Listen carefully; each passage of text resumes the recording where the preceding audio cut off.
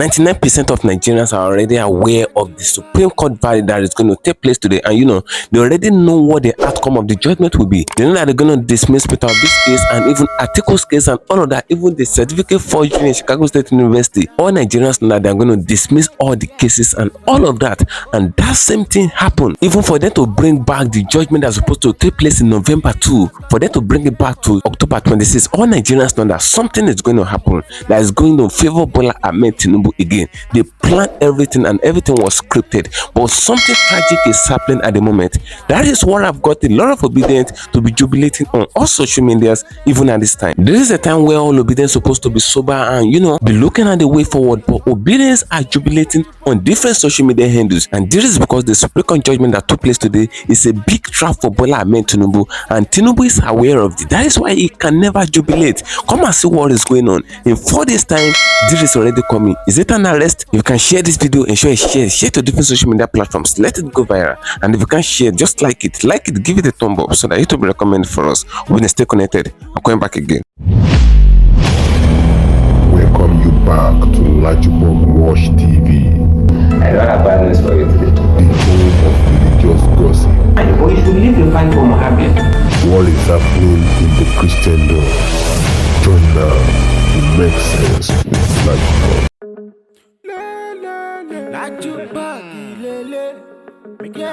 Hello my great and wonderful viewers, welcome back to LAJUPOG Watch TV. For those of you coming across the channel for the very first time, ensure you click the registration button appearing on your video screen and do well to click the notification bell icon so that whenever we drop a new video in few hours time, YouTube will easily let you to know. A lot is really happening right now. The Supreme Court made their final ruling today. They started the proceeding on Monday and they make their judgment on Thursday. Just 3 days proceeding. This is what that have never happened in any country in the world. They were deliberating to make the proceeding on November 2, but just because the FBI plan to release 2,500 files of Bola Ahmed Tinubu, and there is not only FBI, it's 5 US body that want to release the file. FBI is just one of them, so there is a criminal record and all of that. So they wanted to release it on the 30th of October, but according to the report, they should release it on the 30th of October, and the ruling finally take place on November 2. That shows that there will be a lot of evidence, and it will be very obvious for Bola Ahmed Tinubu in the court. So Tinubu will not be able to escape it. So that is why they reversed the case back to 26th of October. They reversed the judgment back to 26th of October, which is today. And every Nigerians are already expecting this. 99% of Nigerians know that the judgment is going to favor Bola Ahmed Tinubu. That is why they scripted it today. And you can see what happened in the Supreme Court. Thank God they stream it live. What happened in Supreme Court is not a big blow to all Nigerians because all Nigerians are already expecting it. But there is a very big trap to Bola Ahmed Tinubu. That is why no APC agent can jubilate at this time. Even in Aso Rock, there's no jubilation taking place, and even in neighboring countries around Nigeria, no jubilation and no congrats to Bola Ahmed Tinubu, because what is coming for this time is going to shocktalize everybody according to report. A lot of people think that the Supreme Court is the last hope of the common man, but there is not.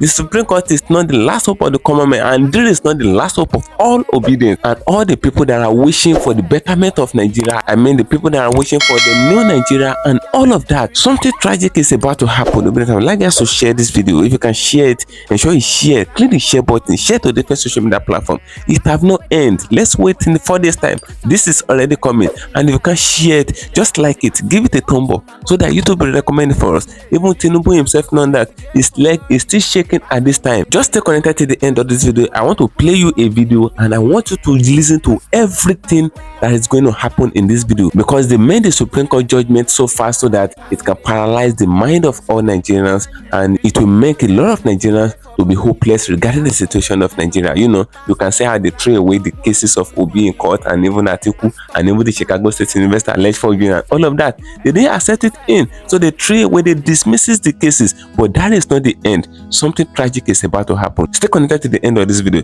As you listen to this video yourself, you will see everything that will happen. Stay connected. I'm coming back again. Well, we'll probably get back to this, the FBI discussions. Dr. Marindoti, I want to get your thoughts on what you expect to play out today. There are, of course, a lot of Nigerians that are anxious, fingers crossed across the country to hear what the Supreme Court's verdict would be. Some of them, of course, wishing or hoping, that it basically would say that the current Nigerian president has too many of these issues that cannot be ignored, and maybe would declare a rerun, maybe would ask that he steps aside. Nobody knows. And of course, there's a group of people who say that they 100% believe that Supreme Court will declare him rightfully elected. What are your expectations? Thanks, Sarah, for that question. I will try not to comment on the Supreme Court judgment because that would be sub judice. But before I even say anything about everything that I've said, I'll first want to, tender my own sincere apology to David. The last time I was on this show, I called him getting his ass backwards. That was bad of me. I should, conduct myself in a much better and respectable manner. And I know, David, you can also agree with me that, when you made the comments about, like a response to Olisa Bakova's comment, and he said, "Shut up," you would not have done that if the 70-year-old man was, right in front of you, because we are all caught up in this whole social media fog where we fail to, give each other, the benefits of our humanity. Like I would always say, no matter how important our discourses, it shouldn't lead to the dismemberment of our, collective humanity. Now, going to, some of the statements David made just now, actually saying that the witch fight yesterday, the baby died today, is actually a fallacy of causation. Just because the Supreme Court decided to, bring their judgment forward, does not mean it was because they were anticipating, something nefarious coming out of the United States. And David, I believe you are pretty prone to making wild assumptions, which is one of the reasons why you think that way. And I would also want to thank you for actually motivating me to participate in this election, because it was the document that you released about the Chicago case that actually inspired me to fight for the president with a brown knuckle. And I would like to show you some considerations, because you might get an access to the document, or your understanding of that document might be a little bit important. And I'll go through a few of the details that I'm pretty sure you are aware of. Because you are suggesting that it's FBI document, just because the FBI said they have a few documents, that means it is something negative. There was in April this year, the FBI was said to have been spying on Germany and France and both allies and adversaries, and that doesn't mean they found something negative. It is just what they do. Bola Tinubu has been in public office, in public eye for over 30 years. But to go to the case of the Chicago State, I'll try to assess it from three things, just based off of, because I'm a big fan of yours and I follow you on Twitter. So based off of three assumptions that you made, I'll try and say that most likely the money that was discussed in that place were legal and not illegal, and that also that this man, Bola Tinubu, was oblivious of the nefarious activities of these drug guys. And from the last point I'll try to make to you was that this forfeiture was an altruistic gesture. And starting from the first one, the FBI guy in the document that you are aware of, David, said that drug dealers have a problem hiding cash. Well, now, while all cash is money, not all money is cash, right? So if you go back and look at all the transactions that were associated with man Bola Tinubu, none of it was in cash. They were all in checks and wire transfer. And we know that nobody buys or does illegal dealings in checks and wire transfer. And this is because of a law in the United States called the Bank Secrecy Act of 1970 that prevents any cash transaction above $10,000. So most likely, if this man had not legally, earned this money, the United States legal system would have been on it long before this, And then the other one is the assumption that, he was aware of, the activities of these guys. First off, I want us to take off our feeling shoes and put on our thinking cap. We obviously have spoken to people FBI agents who actually have some knowledge of what is in those files, some of which they're not, so as not to put people in trouble. Let me not, say too much, because I'm not sure they're legally supposed to reveal what was in those files to us ahead of time. But suffice to say that what is in those files is definitely not pretty. And the little that we're aware of, specifically with regard to the 1993 drug trafficking investigation, is just one of the many things, regardless of how hard the ruling party will try and send people to, tell us that 2 plus 2 is 22 and 1 plus 1 is 9 and basically insult everyone's intelligence. If you've read those 1993 case files, then you'd have an idea of what the rest of these FBI files look like. And what you read in those case files is exactly what was there. It's not what somebody needs to explain to you that, it was somebody forfeited $500,000 as an altruistic gesture. We're not here to insult people's intelligence. So again, just anyone who hasn't read these files can go read it yourself. The current president of Nigeria, which will be backed up when these files emerge on the 30th of October, is someone who has a background, in fact, in heroin trafficking. That's a fact. That's a documented fact. It's also a documented fact that the current president of Nigeria is someone who has a history of identity fraud. Right? That's also a fact. And even without access to the FBI files, with just the case files from the article versus Chicago State University case at the district court in Chicago, I think that there is already enough evidence there to suggest that is the case. So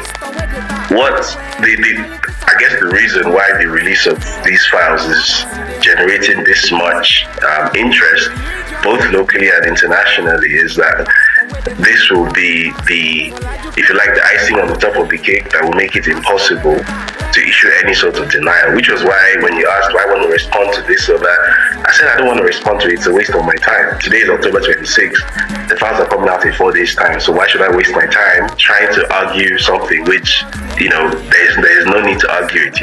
What is written in black and white is written in black and white, and it's going to emerge soon enough. So why, I'm not in great health, so why waste the little energy I have trying to defend something that doesn't need defending?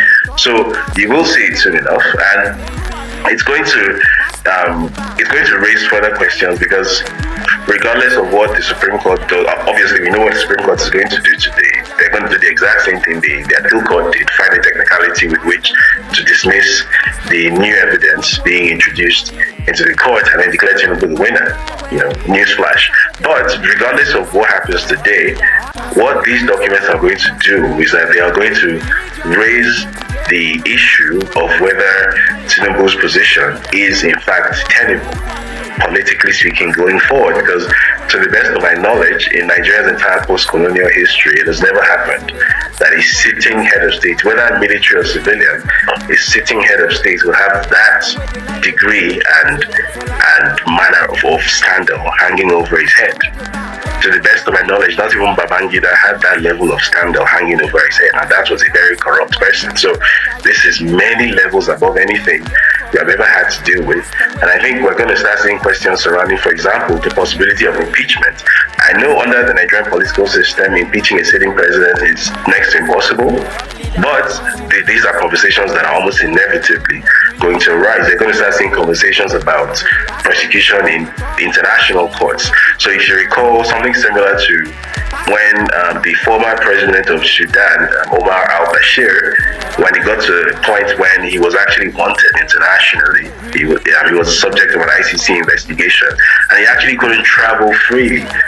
If you remember, on one occasion when he traveled on a state visit to South Africa, and he had to leave South Africa at short notice because he was notified that he was going to be arrested shortly.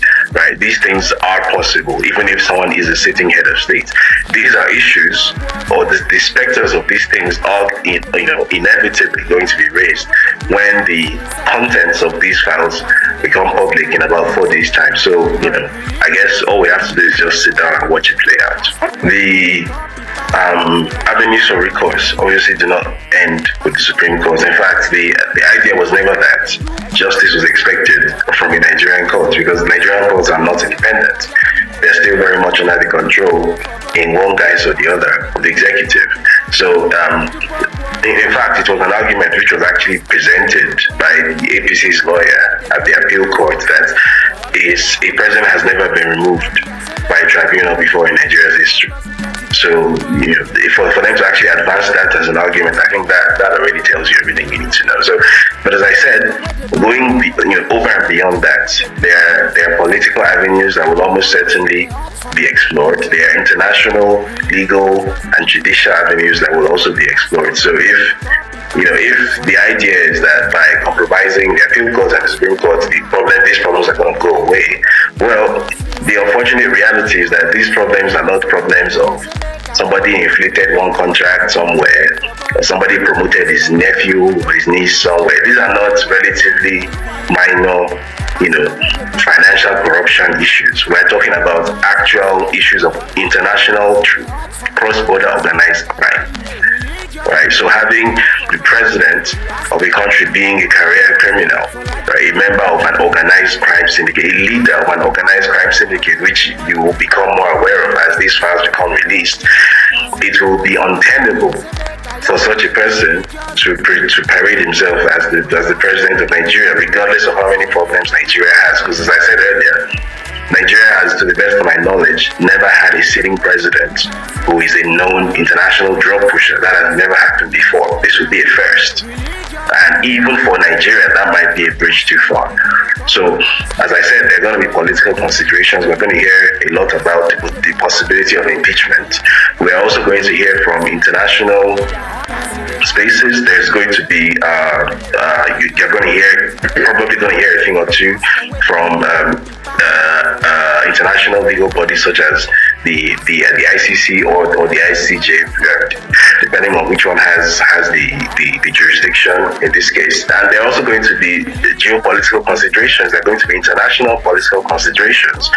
It's when it gets to a point where a president loses legitimacy to the point where he's actually not welcome to travel around the world, where countries will actually not receive this person, which has happened before, maybe not in Nigeria's case, but this has happened before, then that person's position becomes untenable. So unavoidably, this is what is going to happen. So regardless of how many soft puppets they send to social media and to TV to argue that, blue is red and 2 + 2 is 5, the truth is that facts are facts, right? What is written in black and white will be written in black and white. That's not going to change because people come and speak English, right? So regardless of whatever idea exists in the minds of the president's team that it's possible to go through 4 years or 8 years by browbeating everyone and insulting everyone's intelligence, and somehow that will suffice, as the gentleman you brought on the show today has done. Well, good luck to them. That's what I have to say. But again, facts are very stubborn things, and they're not going to go away just because you come and speak a lot of English, right? Facts will remain facts. So once we're done having this interview and, the gentleman goes away and feels happy with himself, he has raised his profile, he got to debate David Day on TV, he got to insult David Day on TV, for all the good that has done to him. When all that is done, the files are still going to be released, and we're still going to be where we are. We're still going to have to deal with that material reality, and whatever English we spoke here is going to be forgotten in about 5 minutes. Certain attempts have been made, many more attempts have been planned. Not all of them have made it off the drawing board, but one way or another, I'm still around. It's not as if I'm not afraid of anything. It's not as if I'm just a reckless daredevil. That's not the case. However, it is the case that if you understand that regardless of what you do or you don't do, you are definitely going to die one day anyway. And I've witnessed this firsthand. I watched my dad die in front of me. Someone who in my eyes was Superman. He was never going to die. And then he did. And what that did to me was that it made me understand that regardless of how you run away from confronting things, regardless of what you do or you don't do, that thing you're running away from is still going to meet you anyway. So at this point, it's no longer a case of whether my personal security is in question or personal comfort, all of that. Certain things need to be addressed, right? If the fact of coming from a country where the sitting head of state is going to make life a lot more difficult for everyone by just existing, by having a reputation of being a drug dealer, a narco trafficker, and everyone who comes from that country automatically gets tarred with the same brush, then that's a problem for me. So I always use the example of Colombia. Till today, Pablo Escobar died 30 plus years ago. But till today, when you say the word Colombia, there's only one thing that immediately comes to your mind. How many people remember that Colombia is the world's most biodiverse country? It's an extremely beautiful country. On tourism alone, Colombia should be outperforming even the likes of Mexico, South Africa. It's not. Colombia has 1/3 of the world's total bird species. Who knows that? Because when you say the word Colombia, there's only one thing that comes to mind. If it's not cocaine, it's drug trafficking or Pablo Escobar. It's something negative till today. All because one man did something some years back. He died 30 plus years ago, and the legacy has stained all Colombians by association. Till today, Colombian students in Europe, when they travel to Europe, they're often denied accommodation, they're denied access to work for all sorts, and it pretty much boils down to the fact that people are suspicious of them. People immediately assume, once you produce a Colombian passport, that you are not really there for the reason you claim to be there, or that your real mission there is to traffic drugs. Thank you for staying connected, my great and wonderful viewers. You can hear what David Hundeyin said. David Hundeyin is the investigative journalist that will be digging out a lot of things regarding Bola Ahmed Tinubu. Even before 2023, he have dug out a lot of things, and he was even the one that orchestrated how Atiku Abubakar get to pay attention on the Chicago State University academic record of Tinubu and all of that. So this guy really did a lot of things. So the guy have already come out. He made mention of these things before the Supreme Court made their ruling today. According to a report, according to him, he already know what the outcome will be, and a lot of reasonable Nigerians too have already know what the outcome will be, because this ruling is what is supposed to make in November too. We've never seen a record where a country started proceeding on Monday and they made the judgment on presidential election petition appeal on Thursday. They made the judgment on Thursday. This is world record. The name of Nigeria is supposed to be in Guinness Book of World Record because they really break this record. The reason why they shifted the date back to October 26th is because of the FBI fire, according to what David Hundeyin said in this place.